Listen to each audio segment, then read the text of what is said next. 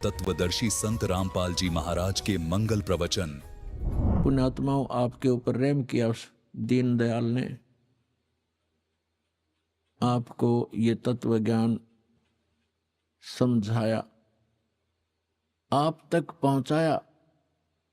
आप तक ये तत्व ज्ञान पहुंचाने के लिए उस परमेश्वर ने कितने कितने कष्ट उठाए। आप तक पहुंचने के लिए उस परमात्मा ने भिन्न भिन्न भेष बनाए, और आप जी ने इस काल की भांग को इतना पी लिया कि इस काल के इस नकली सुख, इस झूठे सुख के नशे में आप भगवान को पहचानना भूल गए।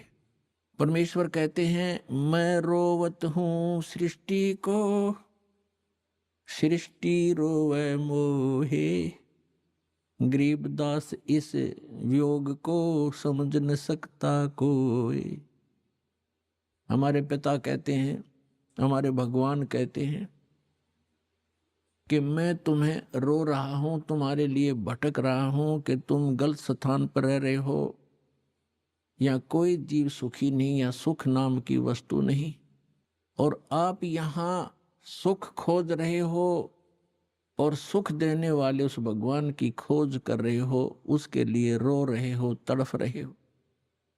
मैं तुम्हारे लिए रो रहा हूं कि मैं हूं वो परमात्मा, मैं तुम्हारा जनक हूं, मैं तुम्हारा पिता हूं।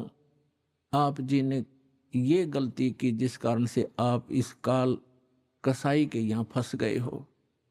किसी का बेटा मार रहा है, किसी की बेटी मार दी, कोई किसी का जमाई मर गया, किसी के कैंसर होगी, किसी की टांग कट गई, किसी को कैंसर है, कोई कोड से भुगत रहा है, और शेष बचे हुए ये सोचते हैं कि हम ठीक हैं। यदि आप रोग रहित हैं, कल मृत्यु होगी, फिर गधे बन जाओगे, तो क्या खाक ठीक हो आप? इसलिए परमात्मा याद दिलाते हैं, कबीर ये माया अटपटी, सब गट आन अड़ी, किस किस को समझाऊं, या कुएं भांग पड़ी। परमात्मा कहते हैं, किस किस को समझाऊं।